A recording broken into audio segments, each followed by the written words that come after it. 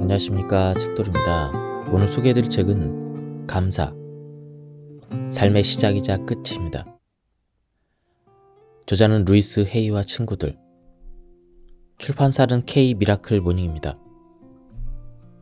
그럼 바로 본문을 보도록 하겠습니다. 나는 우주가 감사를 좋아한다는 사실을 알게 되었다.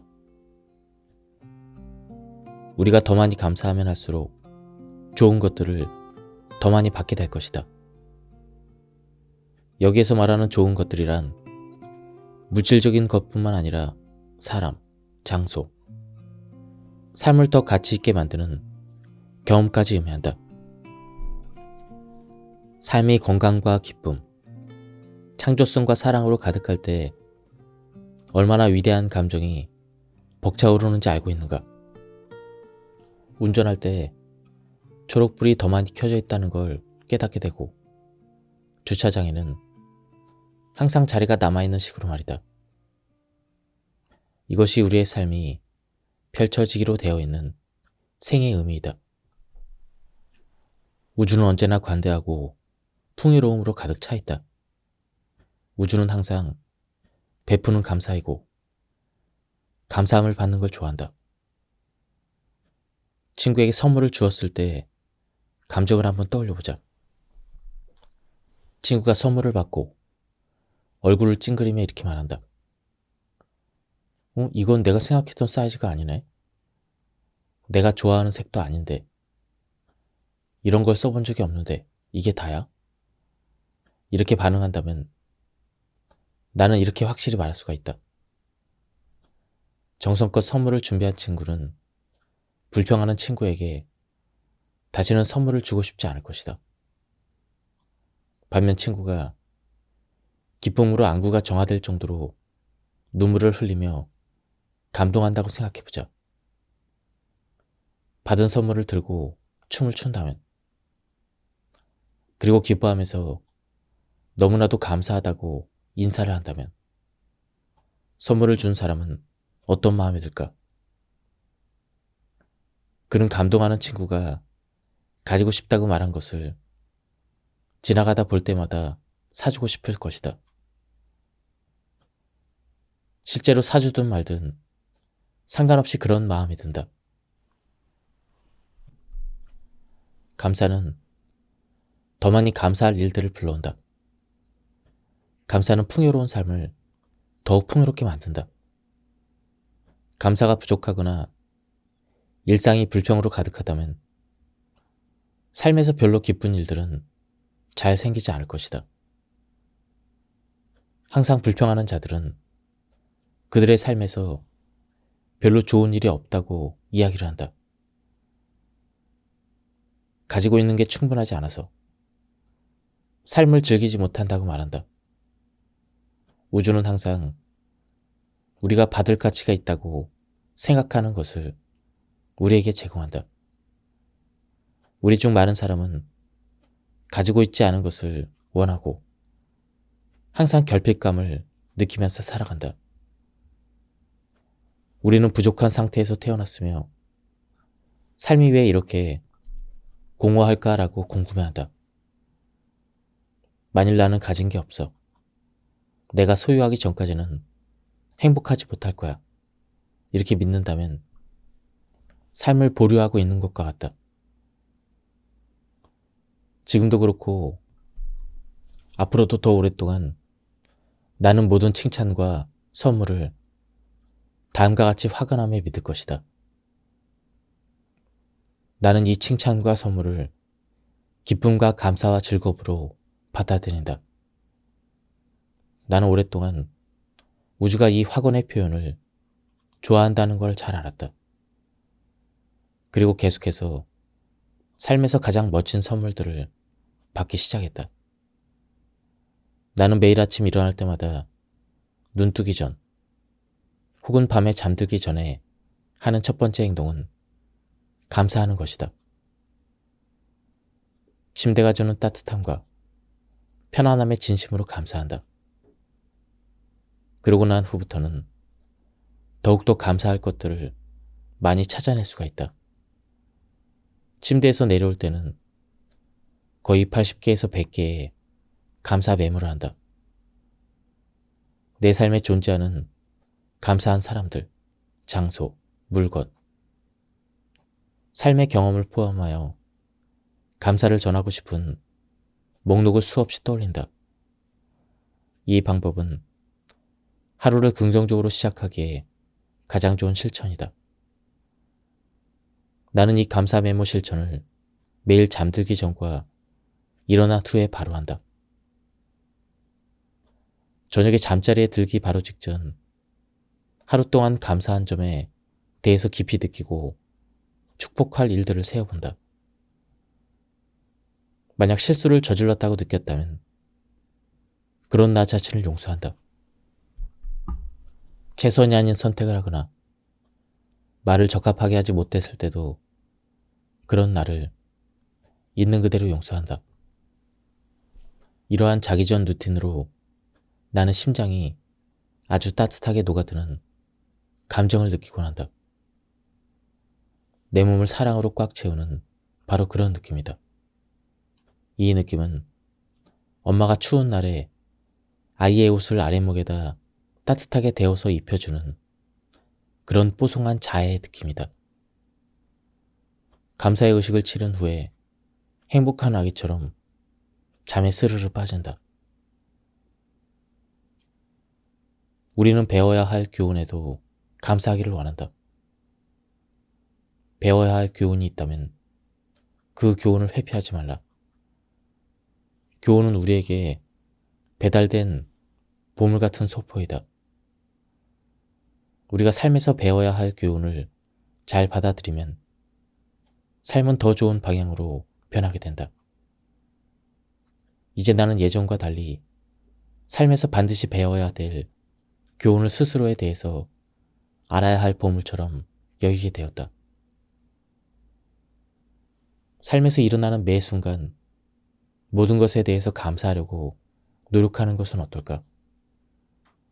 매 순간 많은 일에 감사하려고 하면 당장은 감사할 것들이 보이지 않지만 차츰 많아질 것이다. 만약 지금 굉장히 풍요롭고 행복한 삶을 살고 있다면 감사가 그런 상황을 더 많이 경험하게 해줄 것이다. 이것을 나는 윈윈 전략이라 부른다. 감사는 상생 전략으로 너도 좋고 나도 좋은 것이다. 당신이 행복하면 우주도 행복하다. 감사는 풍요로움을 더 많이 가져다 줄 것이다. 감사의 길 써보자. 매일 감사한 것이라면 무엇이라도 좋으니 펜을 들고 종이에 적어보자. 매일 뭔가에 감사한 느낌이 든 점을 누군가와 공유하라. 주위 사람들과 감사한 점을 나눠보라. 판매원, 웨이터, 택배 직원, 고용인, 친구, 가족. 완전히 모르는 낯선 사람들에게 감사를 전해보자. 단지 그들에게 감사합니다라고 말하면 된다. 감사의 비밀을 공유해보자. 이 세상을 감사로 가득 채우라. 모든 사람과 감사를 주고받아라. 감사는 사람들의 삶의 질에 매우 중요한 것이다.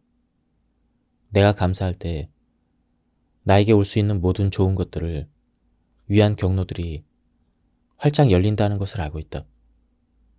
그 반대도 사실이다. 내 인생에 아무 일도 없다면 감사를 하고 있는지 보여주는 지표만 확인하면 된다. 다친 마음은 모든 행복, 기쁨, 그리고 지복의 근원이 되는 문을 닫게 만든다. 마치 뭐뭐가 이미 이루어진 것처럼 감사하라의 상태로 지속해서 감사하고 있다. 감사하기 가장 어려울 때도 감사한 것들이 이루어진 것처럼 감사한다. 자연스럽게 감사하는 감정이 올라오는 것을 느끼지 못할 때 그 흐릿한 느낌에도 감사한다. 상황이 어려울 때도 감사 연습을 한다. 마치 감사한 것처럼 행동하는 것이 나의 습관이 되었다. 그리고 머지않아 나는 진짜 감사할 일들이 생겨서 감사하게 된다. 나는 차를 탈 때도 감사하는 모든 것에 맞춰서 노래를 부르는 것이 재미있는 의식인 것을 알았다. 나는 간단한 것에서부터 무엇이 되었든 그냥 감사한다. 어떤 것이 무한정 주어지는 것처럼 뭐가 되었든 무조건 감사하며 감사 노래를 시작한다. 이 연습은 내가 특별히 감사할 기분이 아닌 상황이라면 특히 더 기분이 좋아진다. 그 밖에 또 내가 하고 싶은 것은 감사하다라고 말로 표현하는 것이다. 그리고 나는 감사의 yes라는 단어를 덧붙이고 싶다. 루이스 헤이가 그녀의 멋진 학원에서 이렇게 말한 것처럼 나는 삶의 yes라고 말하고 삶도 나에게 yes라고 화답한다. 감사하면 뇌에 떠다니는 화학 물질들이 삶에서 긍정적인 해답을 주는 상황을 가져올 것이다. 여러분의 몸과 그 안에서 나오는 에테르, 그리고 만나는 모든 사람들과 우리가 손대는 모든 사물로부터 여러분에게 삶의 긍정과 감사가 다시 돌아와서 감사의 에너지가 2배가 될 것이다. 어느 토요일에 쇼핑몰에 있는 피자헛에서 식사를 하고 영화를 보고 난 뒤에 나는 10살배기 소녀 사만다를 그녀의 가족이 사는 곳으로 데려다 주었다. 우리가 고속도로를 벗어나 그녀의 집으로 이어지는 먼지가 나는 비포장 도로의 흙길로 접어들었을 때 나는 그녀의 부모님이 허화벌판에 버려진 스쿨버스에서 살고 있다는 것을 보고 가슴이 철렁 내려앉았다. 주위를 둘러보니 그녀의 집에서 매력적인 요소 중 하나인 벽처럼 쓰이는 방의 한 부분에 걸려있는 화려한 테피스트리를 보게 되었다. 여기 사는 기분이 어떠니? 나는 우울한 대답을 기대하면서 사만다에게 물었다. 하지만 사만다는 우울한 답 대신 밝은 표정으로 나는 이 벽을 사랑해요 라고 낄낄거리면서 웃었다. 깜짝 놀랐다. 사만다는 농담이 아니었다. 그녀는 실제로 이 화려한 벽을 즐기고 있었다. 아이는 지옥의 한가운데서 천국의 손길을 발견했고 그녀는 그것을 집중하기 위해 선택한 것이다. 그녀는 행복했다. 나는 경외감을 느끼면서 차를 몰고 집으로 돌아왔다. 이 10살배기 아이는 감사의 눈으로 자신의 삶을 바라보았고 그것이 모든 것을 변화시켰다. 나는 내 인생에서 불평했던 모든 것을 다시 생각해보기 시작했다. 나는 없는 것에만 몰두하면서 지금 여기 있는 것을 놓치고 있다는 것을 깨달았다. 녹슨 금속벽에 초점을 맞추는 동안 나는 몇 가지 화려한 테피스트리를 간과했던 것이다. 감사는 우리에게 일어나는 일들의 결과가 아니다. 그것은 우리가 실천으로 길러낸 태도이다. 더 많이 감사할수록 우리는 감사해야 될 것이 많다는 것을 알게 될 것이다. 사라라는 여자는 사고를 당한 후 병원 침대에 누워서 깊은 우울증에 빠져 한쪽 손의 작은 손가락을 제외하고는 몸의 어떤 부분도 움직일 수 없다는 이야기를 들었다. 우울함이 지나간 뒤에 사라는 자신에게 지금 없는 것에 대해서 한탄하기보다는 이미 가지고 있는 것을 이용하기로 결심했다. 그녀는 움직일 수 있는 한 손가락을 축복하기 시작했고 작은 손가락으로 예, 아니오로 소통하는 시스템을 개발했다. 사라는 그녀가 의사소통을 할 수 있다는 것에 감사하게 되었고 좀 더 행복함을 느꼈다. 작은 손가락의 움직임을 축복하면서 유연성도 좋아졌다. 곧 사라는 손을 움직일 수 있게 되었고 그 다음에는 팔을 움직이고 결국 몸 전체를 움직일 수 있게 되었다. 그 모든 시작은 그녀가 불평과 불만을 멈추고 축복으로 삶을 전환했기 때문이다. 여러분이 원하는 사랑을 얻기 위한 단계는 여러분이 가지고 있는 사랑에 감사하는 것이다. 우주는 항상 여러분이 집중하고 있는 것을 더 많이 준다. 감사함을 느낀 자에게는 더 많은 것이 주어질 것이다. 반대로 감사하지 않는 자에게는 더 많은 것을 빼앗아 갈 것이다. 예수님은 매우 중요한 형이상학적인 원리, 즉 풍요의 발현 열쇠를 설명하고 있다. 예수님은 부족하거나 원하지 않는 것보다 우리가 가지고 있거나 원하는 것에 집중하는 것이 중요하다는 것을 가르치고 있다. 모든 경험은 두 가지로 살펴볼 수가 있다. 결핍의 눈 또는 풍요의 눈을 통해서 말이다. 두려움은 한계를 보지만 사랑은 가능성을 본다. 각각의 태도는 당신이 어느 것에 먹이를 주느냐에 따라 삶의 경험이 달라질 것이다. 모두 믿음의 시스템에 의해서 정당화될 것이다. 우리가 감사를 사용하면 어떤 이로움을 얻게 될까? 아주 오래된 영적 가르침에서는 주는 것과 받는 것은 같다라고 말한다. 만약 그렇다면 우리는 감사를 통해 무엇을 받을 수 있을까? 무엇보다도 감사는 회복 탄력성을 가지고 있다. 나는 오래전에 나 자신에게 유감스러운 감정을 느낄 때 나를 도왔던 사람들과 상황에 관해서 감사하고 있다는 것을 알게 되었다. 다른 사람들에게 감사함을 느끼자 나의 행복 지수가 높아졌다. 내가 감사받지 않는다고 느껴질 때마다 나는 최근에 일어난 놀라운 멋진 일들을 하나씩 떠올리며 감사의 개수를 세어보니 기쁨이 다시 돌아왔다. 내가 이미 가지고 있는 것에 대해서 감사하는 것은 상실이라는 감각을 놓아버리는 데 유용한 방법이 되었다. 내가 받는 모든 사랑을 인식할 때마다 나는 재빨리 문제를 잊게 된다. 신성한 근원이나 친구들에게 감사하는지 안 하는지는 상관없다. 이 행위는 내가 받고 있다는 것을 자각하는 것이다. 그리고 내가 감사하는 것을 행동으로 표현할 때는 내가 바라는 기쁨의 상태가 된다. 감사에 대해서 두 번째로 깨달은 것은 과거의 사람들과 사건들에 대해서 감사하게 생각하면 현재 존재의 기쁨을 거꾸로 확장할 수 있다는 것이다.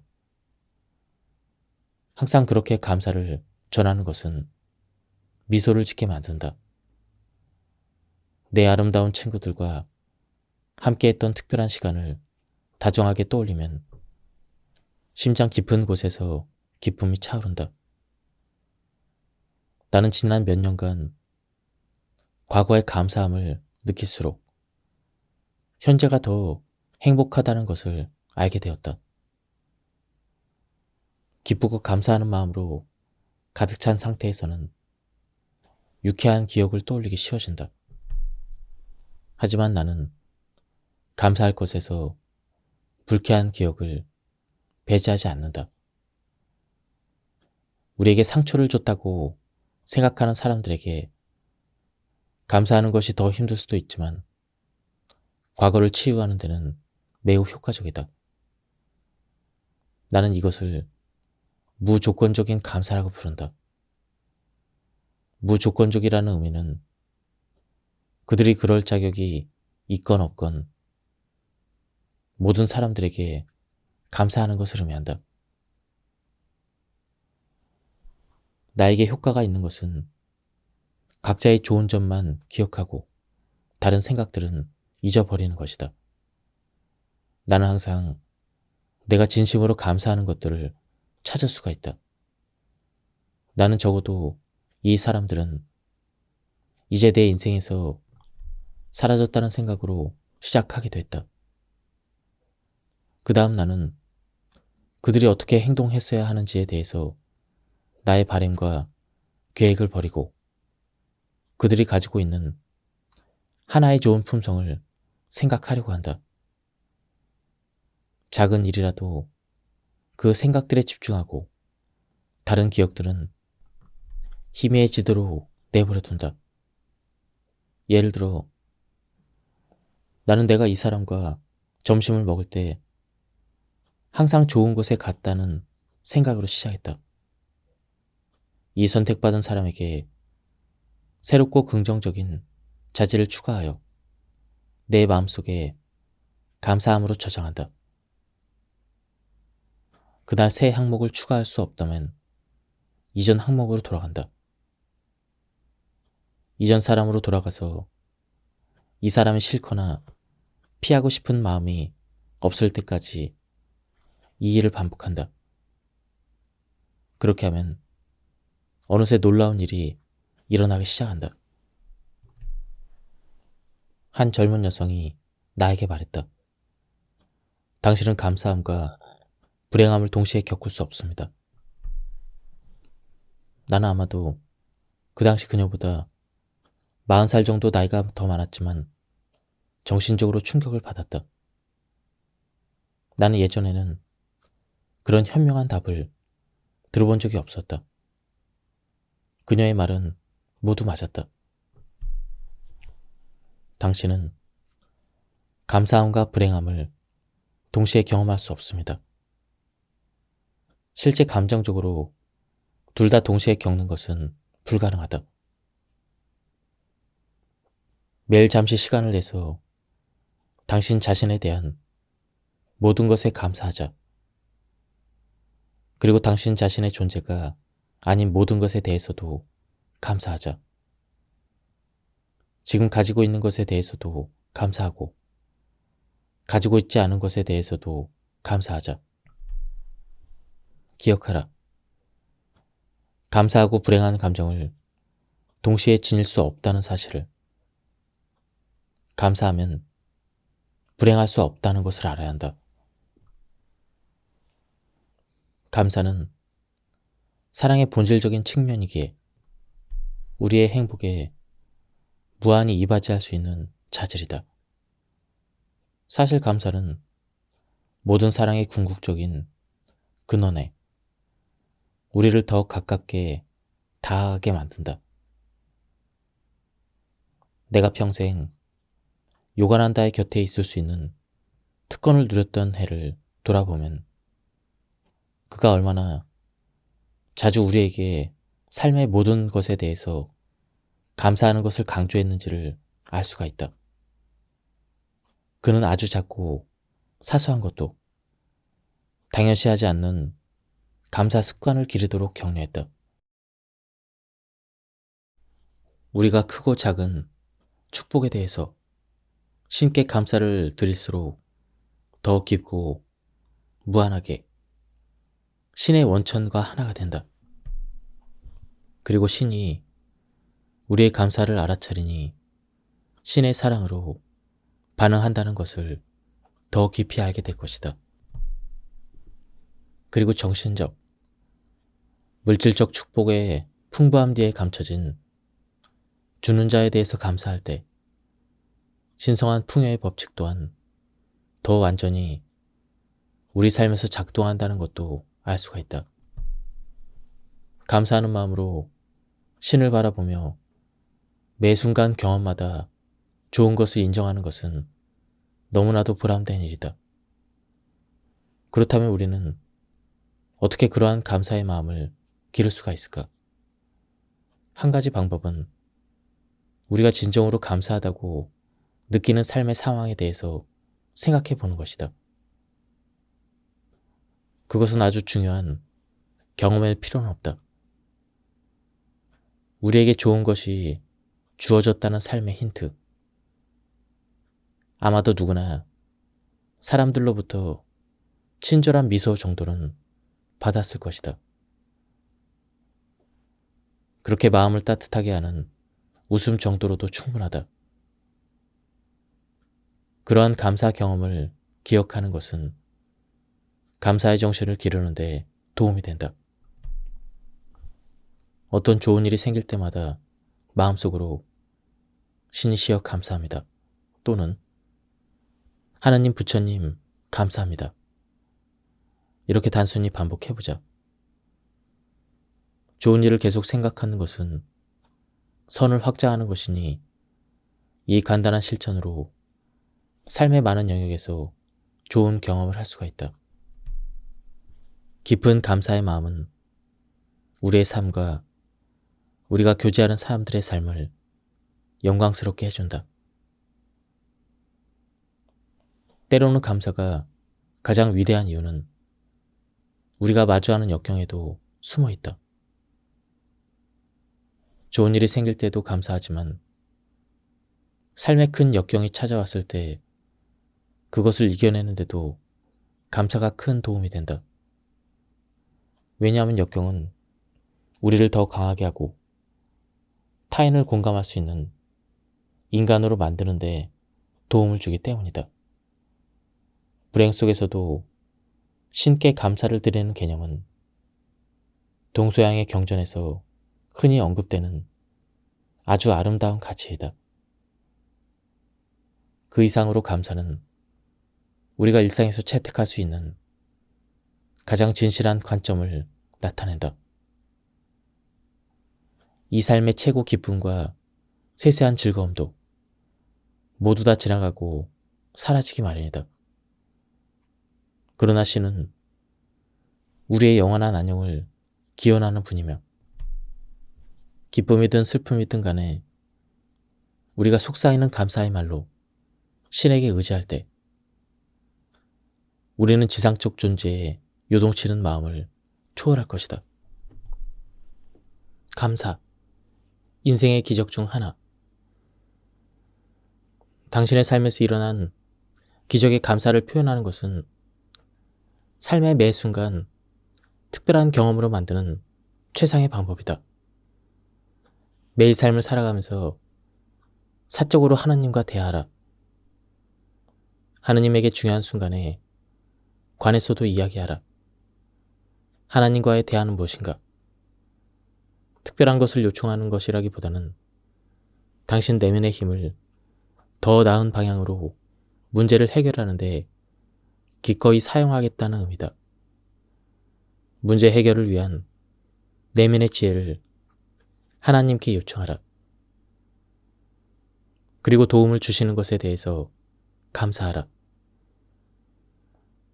당신이 신성한 안내에 접촉할 수 있다는 사실을 아는 것은 주일에 가서 예배를 드리는 것보다 더 많은 것을 얻을 것이다. 이러한 알미란 내면에서 나오는 것이기 때문에 결코 의심하거나 흔들릴 수 없다.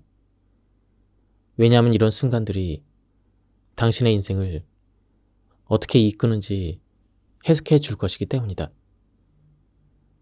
항상 당신에게 신성의 현존이 흐르고 있다는 것을 알아차릴 때 당신 주변에 있는 아름다움에 감동하고 감사하는 시간을 더 많이 갖게 될 것이다.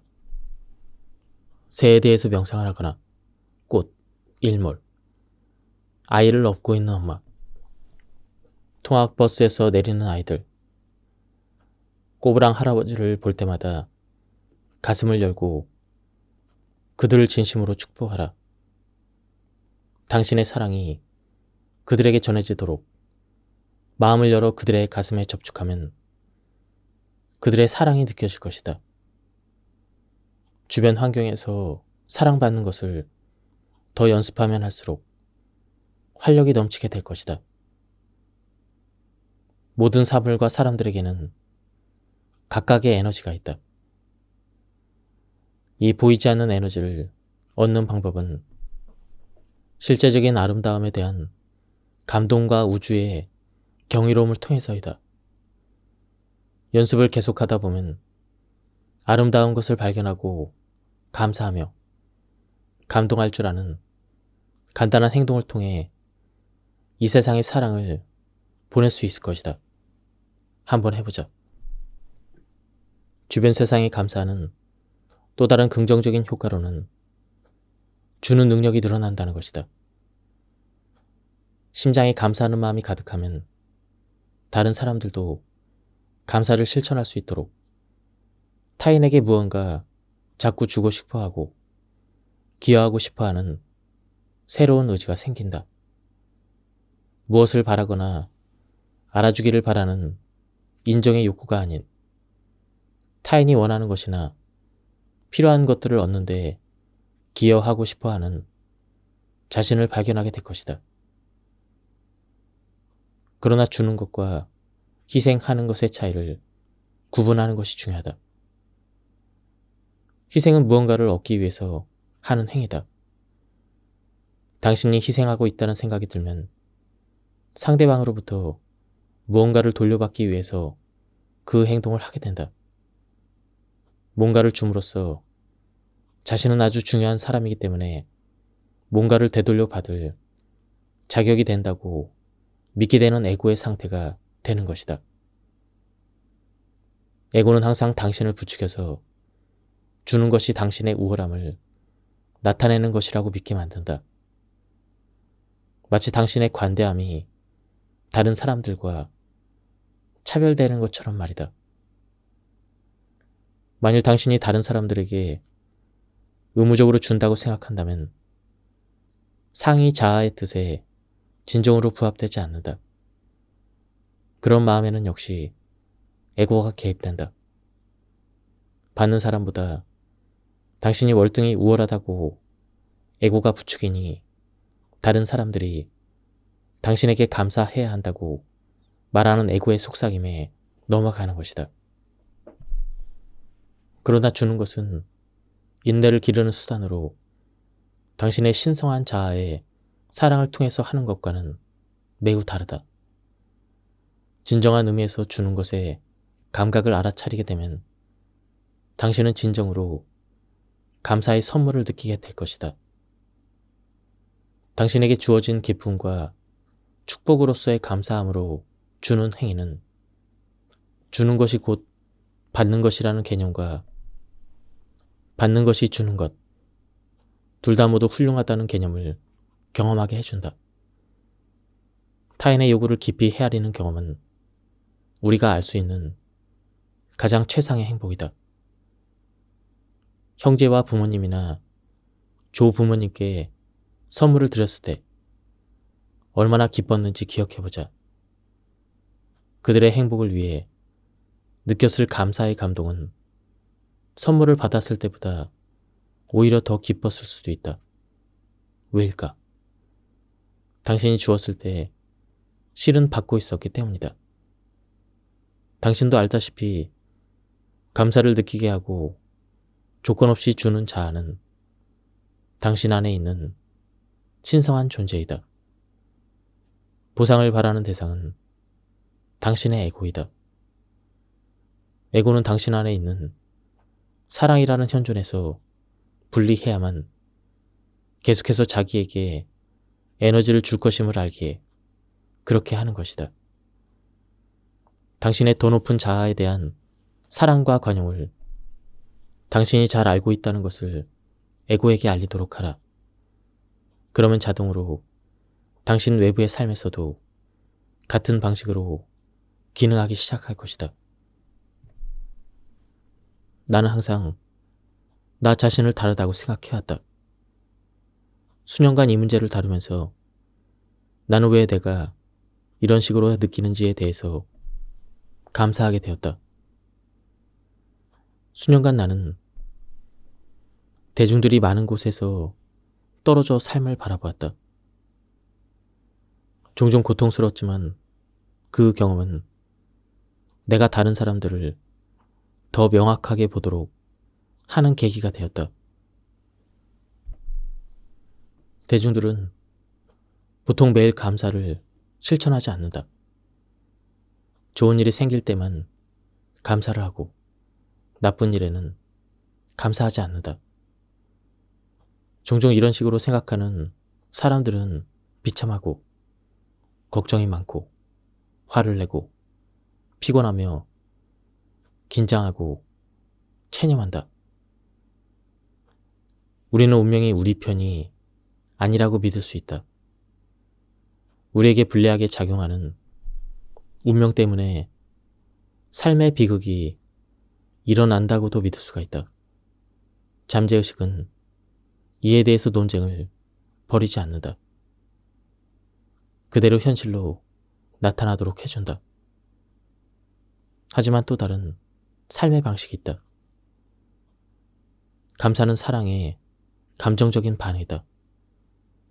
감사는 내면에서 솟아나는 깊은 사랑의 감정적인 반응이다. 감사는 사람들이 삶의 놀라운 계획을 만날 때 그 계획에 의해서 내면 깊이 마주하게 되는 사랑의 감정이다. 나는 매일 기대하는 마음으로 감사할 일과 감사할 사람을 찾는다. 신학에서는 종교적인 경험을 위대한 설계에 대한 인간의 심오한 인식으로 정의한다. 감사는 이렇게 평화와 이해로 이끄는 의식의 통로이자 접근 방식이다. 감사는 매일의 종교적인 경험이다. 감사는 안도감과는 다른 것이다. 나는 내 삶, 내가 아는 사람들, 내 일에 대해서 감사한다. 다른 한편으로는 내가 아프지 않아서 안도감을 느낀다. 첫 번째 감사하는 감정은 내 안에 있는 진실에 근거한 것이다. 아프지 않아서 감사하는 감정은 두려움과 공포에 근거한 것이다. 우리는 보통 감사할 때 감사의 깊은 감정을 이렇게 간단하게 구분하지 않았다. 안도감은 무언가 잘못될 수 있다는 것을 의미할 수도 있지만 지금 이 순간 모든 것이 괜찮다. 그러나 감사를 실천할 때는 모든 것이 이미 옳으며 잘못될 수 없다는 것을 확언하게 된다. 예를 들어 나는 내 건강에 감사한다. 이와 같이 해야 할 일도 고쳐야 할 것도 없다. 감사와 삶이 주는 감동에 대한 지속적인 긍정 확언과 기도가 없을 때 나는 마음이 지루해지고 심장이 둔해짐을 느끼게 된다. 나는 세상으로부터 잠시 물러나 혼자 투쟁하기를 그만둔다. 감사는 어려움과 고통, 고립에서 벗어나는 것이다. 역경과 고통에 직면했을 때 감사를 실천하면 우리 앞에 이미 벌어지고 있는 일에 대한 우리의 생각을 내려놓아야 한다. 어떤 상황에서도 우리가 인식하는 것보다 더 많은 일이 일어나고 있으며 이것이 바로 감사가 우리에게 교훈을 주는 방식인 것이다. 큰 그림을 보면 우리 앞에 놓인 이 어려운 상황은 우리가 아직 알지도 못하는 더 큰 퍼즐에 빠진 조각일 수도 있다. 그 조각이 무엇인지는 아직 알지 못한다. 나는 두려움을 내려놓아야 하고 무언가 잘못되었다는 판단을 내려놓아야 한다. 이러한 내려놓음은 항상 지금 이 순간으로 돌아오라는 알아차림으로 이어진다. 감사는 알아차림을 가능하게 하는 좋은 기회이다. 감사는 인식에 이루는 통로이며 인식은 끊임없는 사랑으로 통하는 문인 것이다. 그것은 마음의 전환, 방향 전환, 사랑과 수용에 대한 의식의 헌신적인 활동이다. 우리는 모두 할 수가 있다. 우리는 기꺼이 해야만 한다. 감사의 실천은 고통스러운 인간의 이야기에서 우리를 구해준다. 왜냐하면 감사를 깊이 느끼다 보면 우리 삶과 우리 주변들을 더 깊이 들여다보고 알아차릴 것을 요구하기 때문이다. 모든 것의 겉면은 깊이를 담고 있는 것이 아니라 오히려 깊이를 가려버린다. 반면 감사는 우리 삶의 색채를 풍부하게 하고 더 많은 것을 볼 수 있도록 해주는 것이다. 진심으로 감사의 감정을 느끼게 되면 그 감사의 현존 앞에서는 걱정, 분노, 우울증, 어떤 종류의 부정적인 감정도 느낄 수가 없다. 아름답고 화창한 날과 어둡고 폭풍우가 치는 날은 동시에 일어날 수 없다. 마찬가지로 감사는 우리의 마음을 두려움에서 벗어나게 하고 진실을 향해 모든 부정과 고통을 없애는 쪽으로 이끈다. 나는 체념, 냉소주의, 의심에 대한 예방 프로그램을 운영하고 있다.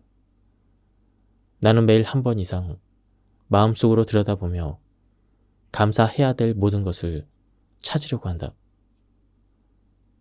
번영, 재물, 부의 지속적인 흐름이 나를 향해 다가오는 것을 알아차릴 때 내가 환영받고 있다고 느끼게 된다. 그리고 확실한 마음의 평화가 지속되게 된다. 따라서 당신이 매일 끝없는 기도나 삶의 배경음악처럼 감사를 실천하는 사람이 아니라면 지금 감사를 실천할 가능성이 있는 곳으로 초대한다. 더 높은 의식의 방으로 올라오길 바란다. 감사에는 책임이 필요하다. 자신의 소중한 기여와 헌신과 재능을 발견하고 소유하는 건 어떨까? 당신의 삶에 존재하는 모든 사람을 인정하도록 하자. 사랑하는 사람과 사랑하지 않는 사람들 모두 진정한 의미에서 똑같다. 그들은 여러분에게 삶의 교훈을 주러 온 스승들이다. 그들에게 감사하자. 그러는 동안 여러분이 얼마나 강력한지, 당신의 삶이 얼마나 감동적인지, 그리고 여기에 있는 것만으로도 얼마나 축복을 받고 있는지 깨달아야 한다. 지금까지 이 책에 대한 리뷰를 모두 마쳤습니다. 이 책은 루이스 헤이뿐만 아니고 여러 저자의 글을 모아놓은 그런 책이었습니다. 감사함에 대한 주제로 글들을 모아놓은 책인데요. 한번 읽어보실 것을 추천드립니다.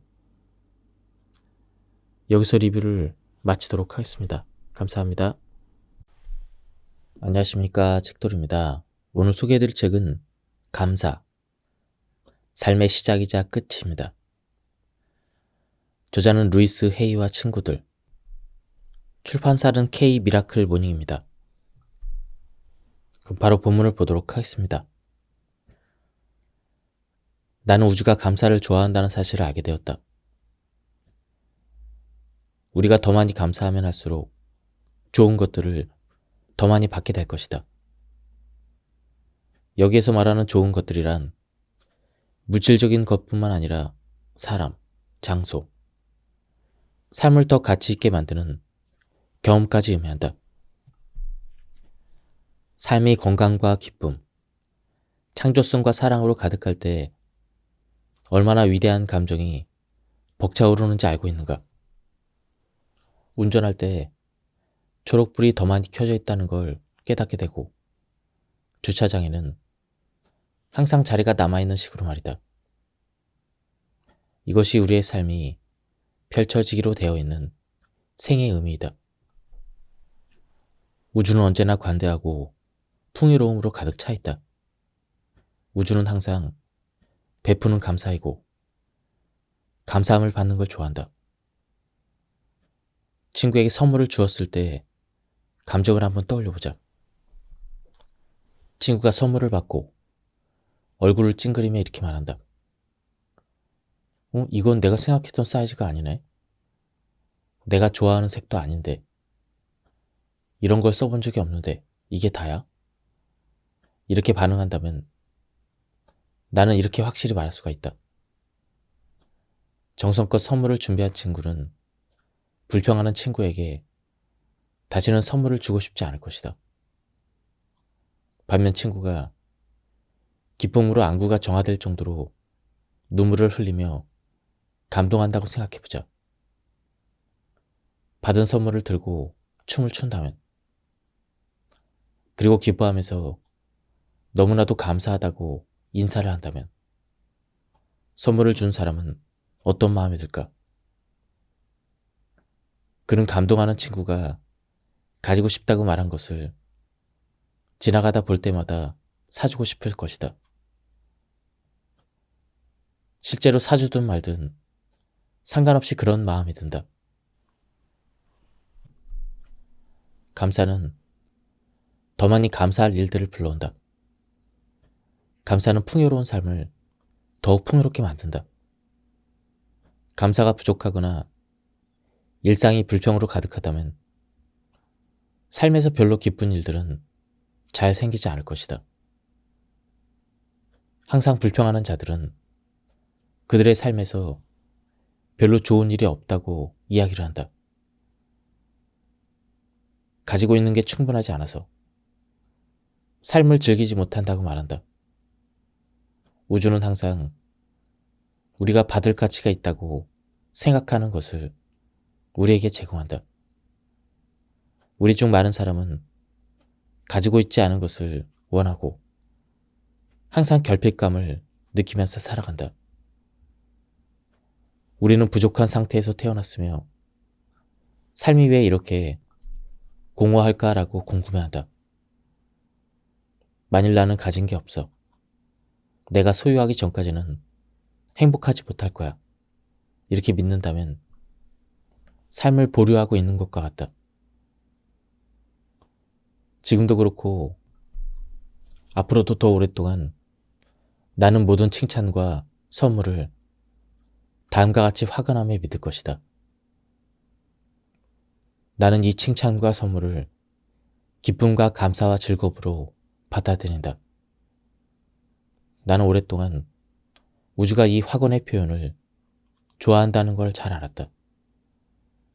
그리고 계속해서 삶에서 가장 멋진 선물들을 받기 시작했다. 나는 매일 아침 일어날 때마다 눈 뜨기 전 혹은 밤에 잠들기 전에 하는 첫 번째 행동은 감사하는 것이다. 침대가 주는 따뜻함과 편안함에 진심으로 감사한다. 그러고 난 후부터는 더욱더 감사할 것들을 많이 찾아낼 수가 있다. 침대에서 내려올 때는 거의 80개에서 100개의 감사 메모를 한다. 내 삶에 존재하는 감사한 사람들, 장소, 물건, 삶의 경험을 포함하여 감사를 전하고 싶은 목록을 수없이 떠올린다. 이 방법은 하루를 긍정적으로 시작하기에 가장 좋은 실천이다. 나는 이 감사 메모 실천을 매일 잠들기 전과 일어난 후에 바로 한다. 저녁에 잠자리에 들기 바로 직전 하루 동안 감사한 점에 대해서 깊이 느끼고 축복할 일들을 세어본다. 만약 실수를 저질렀다고 느꼈다면 그런 나 자신을 용서한다. 최선이 아닌 선택을 하거나 말을 적합하게 하지 못했을 때도 그런 나를 있는 그대로 용서한다. 이러한 자기 전 루틴으로 나는 심장이 아주 따뜻하게 녹아드는 감정을 느끼곤 한다. 내 몸을 사랑으로 꽉 채우는 바로 그런 느낌이다. 이 느낌은 엄마가 추운 날에 아이의 옷을 아랫목에다 따뜻하게 데워서 입혀주는 그런 뽀송한 자해의 느낌이다. 감사의 의식을 치른 후에 행복한 아기처럼 잠에 스르르 빠진다. 우리는 배워야 할 교훈에도 감사하기를 원한다. 배워야 할 교훈이 있다면 그 교훈을 회피하지 말라. 교훈은 우리에게 배달된 보물 같은 소포이다. 우리가 삶에서 배워야 할 교훈을 잘 받아들이면 삶은 더 좋은 방향으로 변하게 된다. 이제 나는 예전과 달리 삶에서 반드시 배워야 될 교훈을 스스로에 대해서 알아야 할 보물처럼 여기게 되었다. 삶에서 일어나는 매 순간 모든 것에 대해서 감사하려고 노력하는 것은 어떨까? 매 순간 많은 일에 감사하려고 하면 당장은 감사할 것들이 보이지 않지만 차츰 많아질 것이다. 만약 지금 굉장히 풍요롭고 행복한 삶을 살고 있다면 감사가 그런 상황을 더 많이 경험하게 해줄 것이다. 이것을 나는 윈윈 전략이라 부른다. 감사는 상생 전략으로 너도 좋고 나도 좋은 것이다. 당신이 행복하면 우주도 행복하다. 감사는 풍요로움을 더 많이 가져다 줄 것이다. 감사의 길 써보자. 매일 감사한 것이라면 무엇이라도 좋으니 펜을 들고 종이에 적어보자. 매일 뭔가에 감사한 느낌이 든 점을 누군가와 공유하라. 주위 사람들과 감사한 점을 나눠보라. 판매원, 웨이터, 택배 직원, 고용인, 친구, 가족. 완전히 모르는 낯선 사람들에게 감사를 전해보자. 단지 그들에게 감사합니다라고 말하면 된다. 감사의 비밀을 공유해보자. 이 세상을 감사로 가득 채우라. 모든 사람과 감사를 주고받아라. 감사는 사람들의 삶의 질에 매우 중요한 것이다. 내가 감사할 때 나에게 올 수 있는 모든 좋은 것들을 위한 경로들이 활짝 열린다는 것을 알고 있다. 그 반대도 사실이다. 내 인생에 아무 일도 없다면 감사를 하고 있는지 보여주는 지표만 확인하면 된다. 다친 마음은 모든 행복, 기쁨, 그리고 지복의 근원이 되는 문을 닫게 만든다. 마치 뭐뭐가 이미 이루어진 것처럼 감사하라의 상태로 지속해서 감사하고 있다. 감사하기 가장 어려울 때도 감사한 것들이 이루어진 것처럼 감사한다. 자연스럽게 감사하는 감정이 올라오는 것을 느끼지 못할 때 그 흐릿한 느낌에도 감사한다. 상황이 어려울 때도 감사 연습을 한다. 마치 감사한 것처럼 행동하는 것이 나의 습관이 되었다. 그리고 머지않아 나는 진짜 감사할 일들이 생겨서 감사하게 된다. 나는 차를 탈 때도 감사하는 모든 것에 맞춰서 노래를 부르는 것이 재미있는 의식인 것을 알았다. 나는 간단한 것에서부터 무엇이 되었든 그냥 감사한다. 어떤 것이 무한정 주어지는 것처럼 뭐가 되었든 무조건 감사하며 감사 노래를 시작한다. 이 연습은 내가 특별히 감사할 기분이 아닌 상황이라면 특히 더 기분이 좋아진다. 그 밖에 또 내가 하고 싶은 것은 감사하다라고 말로 표현하는 것이다. 그리고 나는 감사의 예스라는 단어를 덧붙이고 싶다. 루이스 헤이가 그녀의 멋진 학원에서 이렇게 말한 것처럼 나는 삶의 예스라고 말하고 삶도 나에게 예스라고 화답한다. 감사하면 뇌에 떠다니는 화학 물질들이 삶에서 긍정적인 해답을 주는 상황을 가져올 것이다. 여러분의 몸과 그 안에서 나오는 에테르, 그리고 만나는 모든 사람들과 우리가 손대는 모든 사물로부터 여러분에게 삶의 긍정과 감사가 다시 돌아와서 감사의 에너지가 2배가 될 것이다. 어느 토요일에 쇼핑몰에 있는 피자헛에서 식사를 하고 영화를 보고 난 뒤에 나는 10살배기 소녀 사만다를 그녀의 가족이 사는 곳으로 데려다 주었다.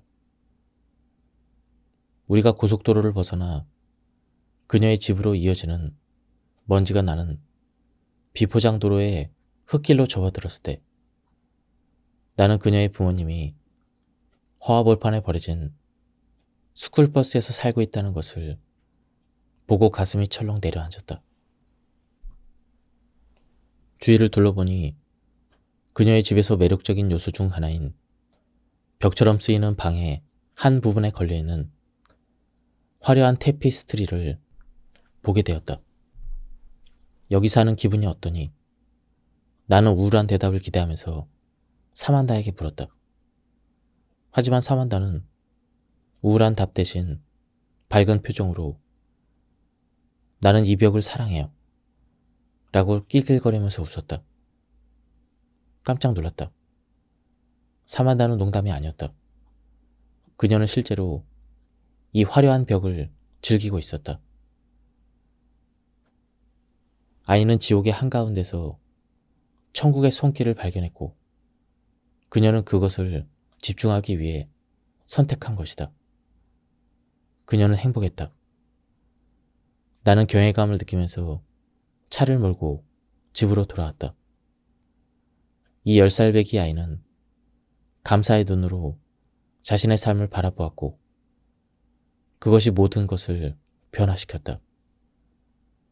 나는 내 인생에서 불평했던 모든 것을 다시 생각해보기 시작했다. 나는 없는 것에만 몰두하면서 지금 여기 있는 것을 놓치고 있다는 것을 깨달았다. 녹슨 금속벽에 초점을 맞추는 동안 나는 몇 가지 화려한 테피스트리를 간과했던 것이다. 감사는 우리에게 일어나는 일들의 결과가 아니다. 그것은 우리가 실천으로 길러낸 태도이다. 더 많이 감사할수록 우리는 감사해야 될 것이 많다는 것을 알게 될 것이다. 사라라는 여자는 사고를 당한 후 병원 침대에 누워서 깊은 우울증에 빠져 한쪽 손의 작은 손가락을 제외하고는 몸의 어떤 부분도 움직일 수 없다는 이야기를 들었다. 우울함이 지나간 뒤에 사라는 자신에게 지금 없는 것에 대해서 한탄하기보다는 이미 가지고 있는 것을 이용하기로 결심했다. 그녀는 움직일 수 있는 한 손가락을 축복하기 시작했고 작은 손가락으로 예, 아니오로 소통하는 시스템을 개발했다. 사라는 그녀가 의사소통을 할 수 있다는 것에 감사하게 되었고 좀 더 행복함을 느꼈다. 작은 손가락의 움직임을 축복하면서 유연성도 좋아졌다. 곧 사라는 손을 움직일 수 있게 되었고 그 다음에는 팔을 움직이고 결국 몸 전체를 움직일 수 있게 되었다. 그 모든 시작은 그녀가 불평과 불만을 멈추고 축복으로 삶을 전환했기 때문이다. 여러분이 원하는 사랑을 얻기 위한 단계는 여러분이 가지고 있는 사랑에 감사하는 것이다. 우주는 항상 여러분이 집중하고 있는 것을 더 많이 준다. 감사함을 느낀 자에게는 더 많은 것이 주어질 것이다. 반대로 감사하지 않는 자에게는 더 많은 것을 빼앗아 갈 것이다. 예수님은 매우 중요한 형 이상학적인 원리, 즉 풍요의 발현 열쇠를 설명하고 있다. 예수님은 부족하거나 원하지 않는 것보다 우리가 가지고 있거나 원하는 것에 집중하는 것이 중요하다는 것을 가르치고 있다. 모든 경험은 두 가지로 살펴볼 수가 있다. 결핍의 눈 또는 풍요의 눈을 통해서 말이다. 두려움은 한계를 보지만 사랑은 가능성을 본다. 각각의 태도는 당신이 어느 것에 먹이를 주느냐에 따라 삶의 경험에 달라질 것이다. 모두 믿음의 시스템에 의해서 정당화될 것이다. 우리가 감사를 사용하면 어떤 이로움을 얻게 될까? 아주 오래된 영적 가르침에서는 주는 것과 받는 것은 같다라고 말한다. 만약 그렇다면 우리는 감사를 통해 무엇을 받을 수 있을까? 무엇보다도 감사는 회복 탄력성을 가지고 있다. 나는 오래전에 나 자신에게 유감스러운 감정을 느낄 때 나를 도왔던 사람들과 상황에 관해서 감사하고 있다는 것을 알게 되었다. 다른 사람들에게 감사함을 느끼자 나의 행복지수가 높아졌다. 내가 감사받지 않는다고 느껴질 때마다 나는 최근에 일어난 놀라운 멋진 일들을 하나씩 떠올리며 감사의 개수를 세어보니 기쁨이 다시 돌아왔다. 내가 이미 가지고 있는 것에 대해서 감사하는 것은 상실이라는 감각을 놓아버리는 데 유용한 방법이 되었다. 내가 받는 모든 사랑을 인식할 때마다 나는 재빨리 문제를 잊게 된다. 신성한 근원이나 친구들에게 감사하는지 안 하는지는 상관없다. 이 행위는 내가 받고 있다는 것을 자각하는 것이다.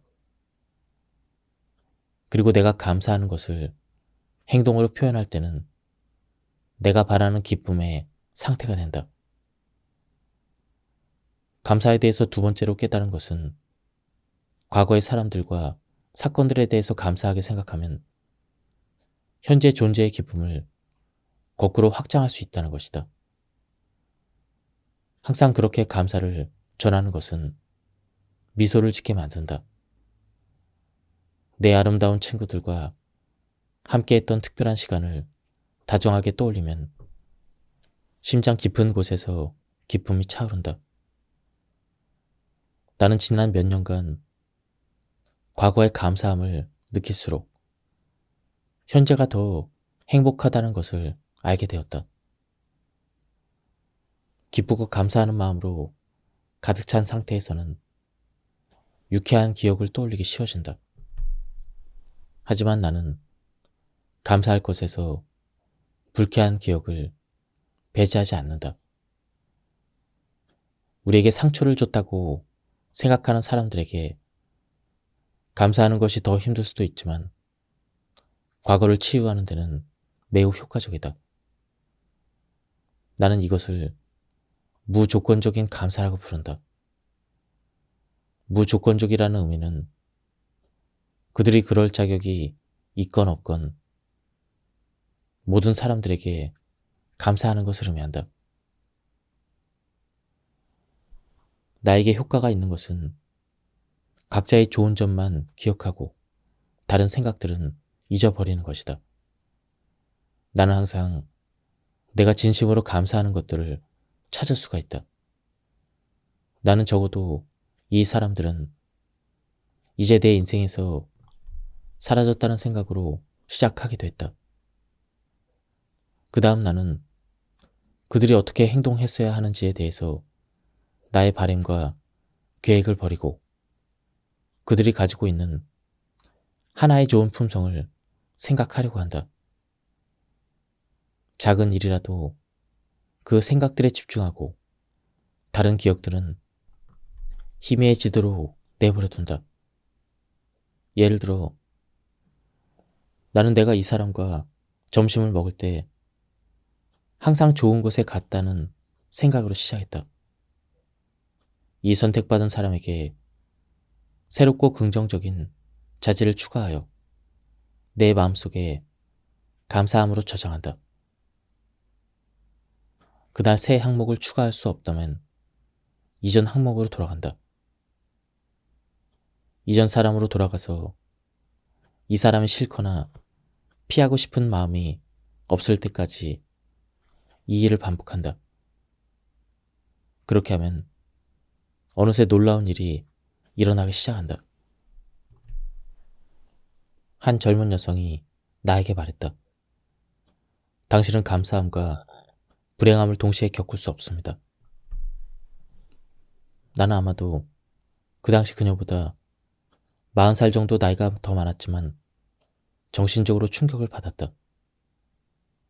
나는 예전에는 그런 현명한 답을 들어본 적이 없었다. 그녀의 말은 모두 맞았다.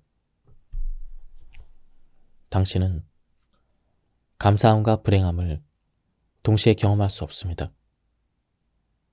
실제 감정적으로 둘 다 동시에 겪는 것은 불가능하다. 매일 잠시 시간을 내서 당신 자신에 대한 모든 것에 감사하자. 그리고 당신 자신의 존재가 아닌 모든 것에 대해서도 감사하자. 지금 가지고 있는 것에 대해서도 감사하고, 가지고 있지 않은 것에 대해서도 감사하자. 기억하라. 감사하고 불행한 감정을 동시에 지닐 수 없다는 사실을. 감사하면 불행할 수 없다는 것을 알아야 한다. 감사는 사랑의 본질적인 측면이기에 우리의 행복에 무한히 이바지할 수 있는 자질이다. 사실 감사는 모든 사랑의 궁극적인 근원에 우리를 더 가깝게 닿게 만든다. 내가 평생 요가난다의 곁에 있을 수 있는 특권을 누렸던 해를 돌아보면 그가 얼마나 자주 우리에게 삶의 모든 것에 대해서 감사하는 것을 강조했는지를 알 수가 있다. 그는 아주 작고 사소한 것도 당연시하지 않는 감사 습관을 기르도록 격려했다.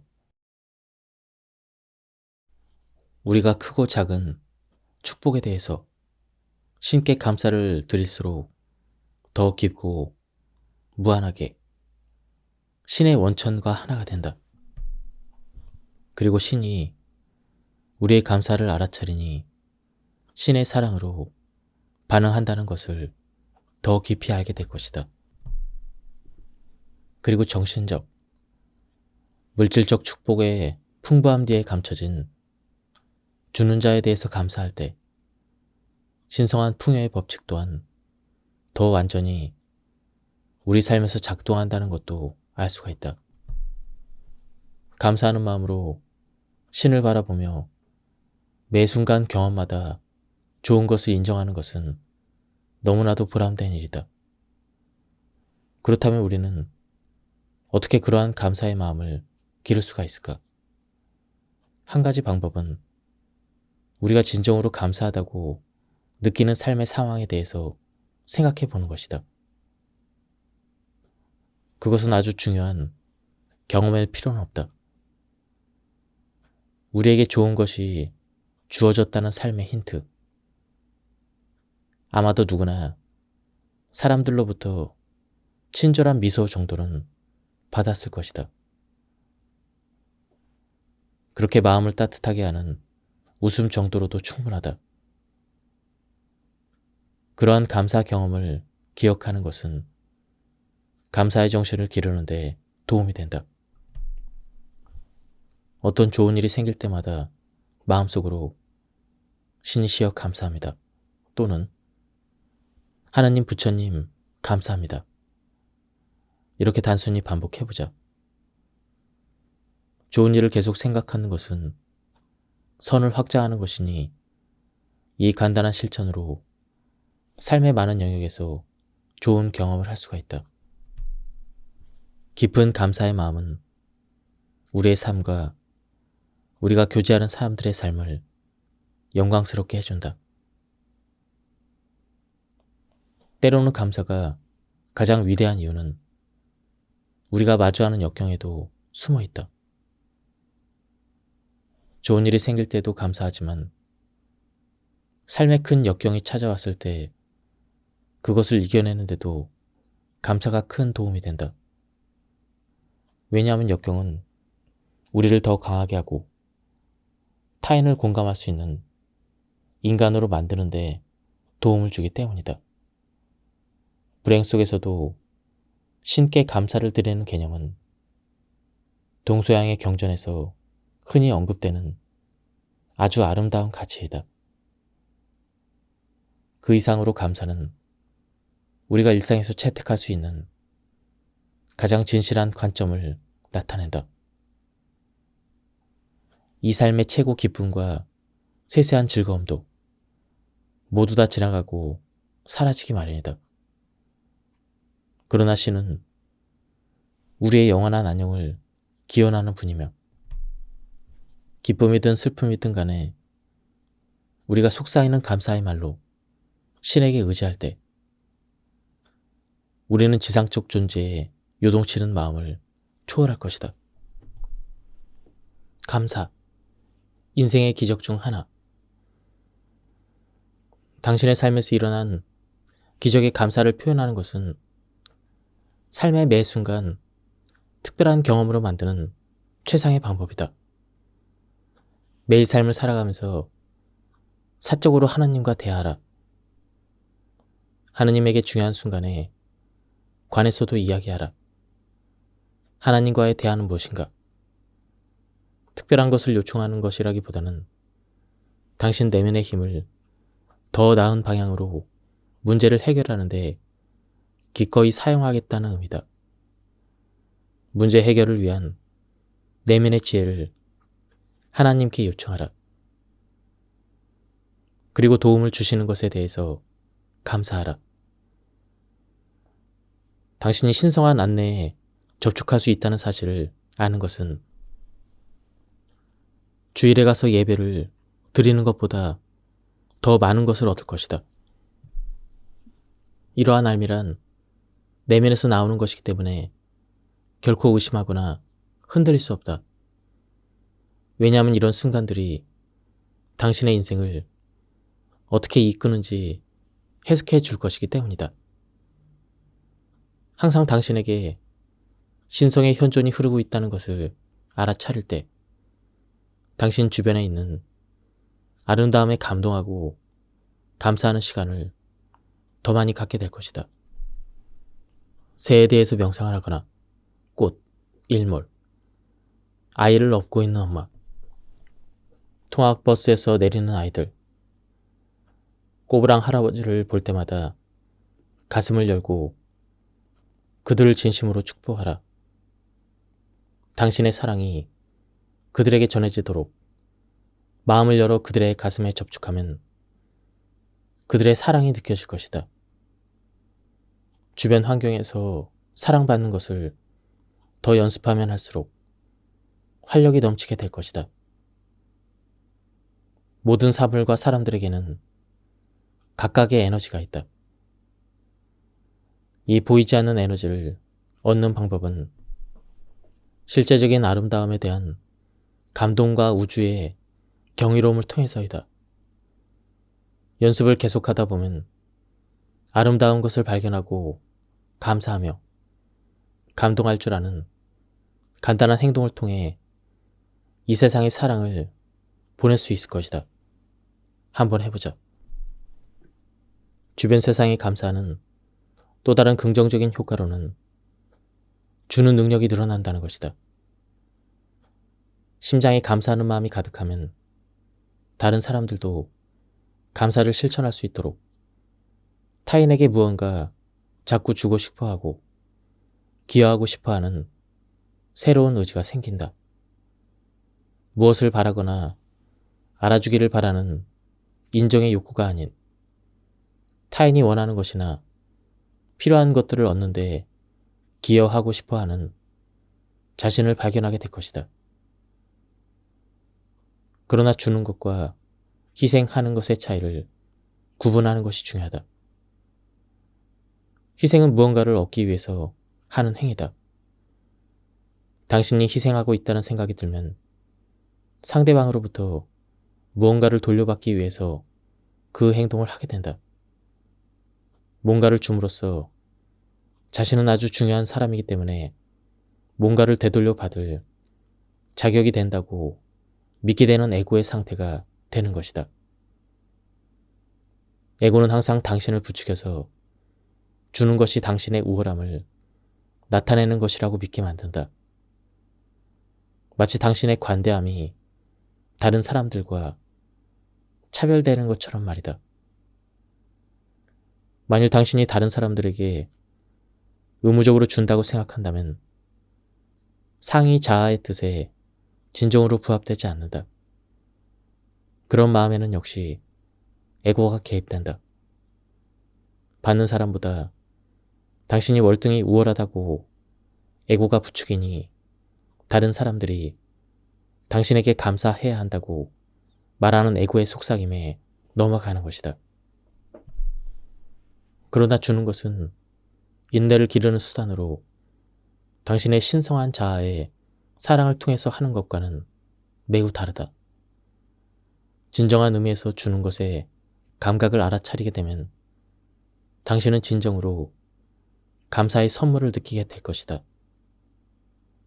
당신에게 주어진 기쁨과 축복으로서의 감사함으로 주는 행위는 주는 것이 곧 받는 것이라는 개념과 받는 것이 주는 것, 둘 다 모두 훌륭하다는 개념을 경험하게 해준다. 타인의 요구를 깊이 헤아리는 경험은 우리가 알 수 있는 가장 최상의 행복이다. 형제와 부모님이나 조부모님께 선물을 드렸을 때 얼마나 기뻤는지 기억해보자. 그들의 행복을 위해 느꼈을 감사의 감동은 선물을 받았을 때보다 오히려 더 기뻤을 수도 있다. 왜일까? 당신이 주었을 때 실은 받고 있었기 때문이다. 당신도 알다시피 감사를 느끼게 하고 조건 없이 주는 자아는 당신 안에 있는 신성한 존재이다. 보상을 바라는 대상은 당신의 에고이다. 에고는 당신 안에 있는 사랑이라는 현존에서 분리해야만 계속해서 자기에게 에너지를 줄 것임을 알기에 그렇게 하는 것이다. 당신의 더 높은 자아에 대한 사랑과 관용을 당신이 잘 알고 있다는 것을 에고에게 알리도록 하라. 그러면 자동으로 당신 외부의 삶에서도 같은 방식으로 기능하기 시작할 것이다. 나는 항상 나 자신을 다르다고 생각해왔다. 수년간 이 문제를 다루면서 나는 왜 내가 이런 식으로 느끼는지에 대해서 감사하게 되었다. 수년간 나는 대중들이 많은 곳에서 떨어져 삶을 바라보았다. 종종 고통스러웠지만 그 경험은 내가 다른 사람들을 더 명확하게 보도록 하는 계기가 되었다. 대중들은 보통 매일 감사를 실천하지 않는다. 좋은 일이 생길 때만 감사를 하고 나쁜 일에는 감사하지 않는다. 종종 이런 식으로 생각하는 사람들은 비참하고 걱정이 많고 화를 내고 피곤하며 긴장하고 체념한다. 우리는 운명이 우리 편이 아니라고 믿을 수 있다. 우리에게 불리하게 작용하는 운명 때문에 삶의 비극이 일어난다고도 믿을 수가 있다. 잠재의식은 이에 대해서 논쟁을 벌이지 않는다. 그대로 현실로 나타나도록 해준다. 하지만 또 다른 삶의 방식이 있다. 감사는 사랑의 감정적인 반응이다. 감사는 내면에서 솟아나는 깊은 사랑의 감정적인 반응이다. 감사는 사람들이 삶의 놀라운 계획을 만날 때 그 계획에 의해서 내면 깊이 마주하게 되는 사랑의 감정이다. 나는 매일 기대하는 마음으로 감사할 일과 감사할 사람을 찾는다. 신학에서는 종교적인 경험을 위대한 설계에 대한 인간의 심오한 인식으로 정의한다. 감사는 이렇게 평화와 이해로 이끄는 의식의 통로이자 접근 방식이다.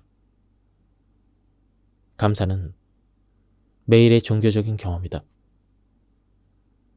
감사는 안도감과는 다른 것이다. 나는 내 삶, 내가 아는 사람들, 내 일에 대해서 감사한다. 다른 한편으로는 내가 아프지 않아서 안도감을 느낀다. 첫 번째 감사하는 감정은 내 안에 있는 진실에 근거한 것이다. 아프지 않아서 감사하는 감정은 두려움과 공포에 근거한 것이다.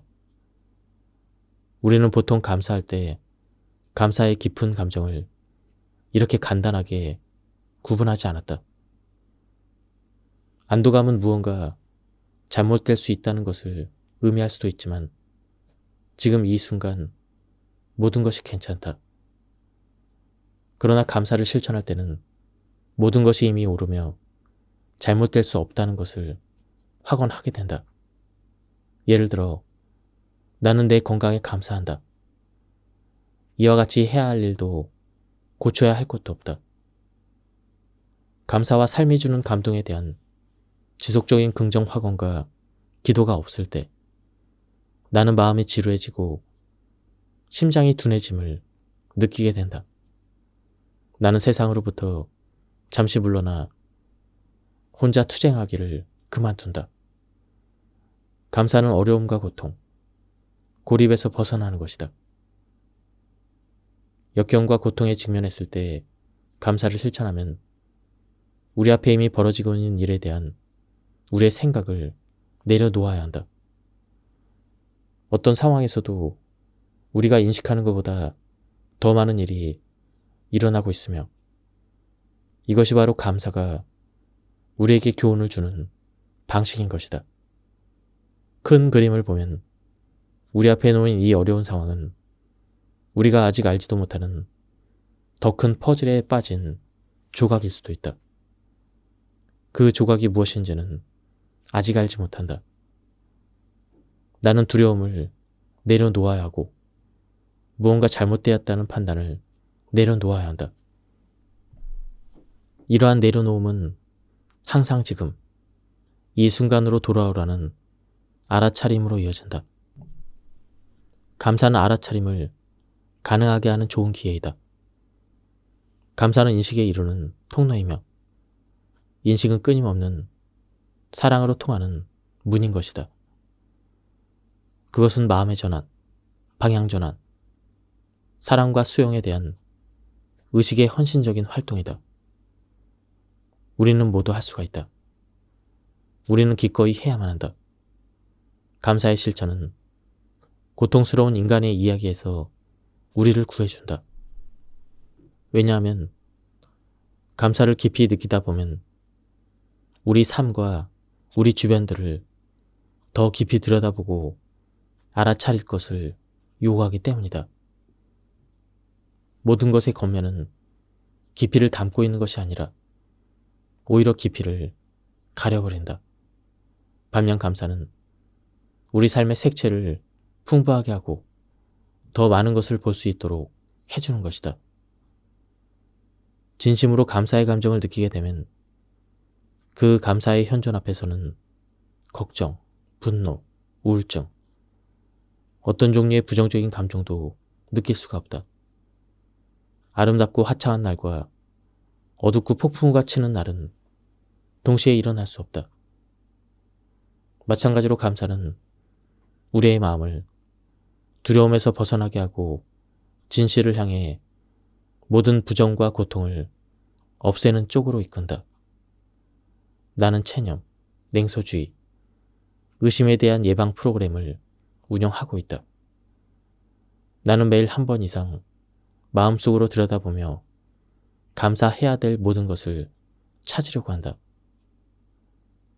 번영, 재물, 부의 지속적인 흐름이 나를 향해 다가오는 것을 알아차릴 때 내가 환영받고 있다고 느끼게 된다. 그리고 확실한 마음의 평화가 지속되게 된다. 따라서 당신이 매일 끝없는 기도나 삶의 배경음악처럼 감사를 실천하는 사람이 아니라면 지금 감사를 실천할 가능성이 있는 곳으로 초대한다. 더 높은 의식의 방으로 올라오길 바란다. 감사에는 책임이 필요하다. 자신의 소중한 기여와 헌신과 재능을 발견하고 소유하는 건 어떨까? 당신의 삶에 존재하는 모든 사람을 인정하도록 하자. 사랑하는 사람과 사랑하지 않는 사람들 모두 진정한 의미에서 똑같다. 그들은 여러분에게 삶의 교훈을 주러 온 스승들이다. 그들에게 감사하자. 그러는 동안 여러분이 얼마나 강력한지, 당신의 삶이 얼마나 감동적인지, 그리고 여기에 있는 것만으로도 얼마나 축복을 받고 있는지 깨달아야 한다. 지금까지 이 책에 대한 리뷰를 모두 마쳤습니다. 이 책은 루이스 헤이뿐만 아니고 여러 저자의 글을 모아놓은 그런 책이었습니다. 감사함에 대한 주제로 글들을 모아놓은 책인데요. 한번 읽어보실 것을 추천드립니다. 여기서 리뷰를 마치도록 하겠습니다. 감사합니다.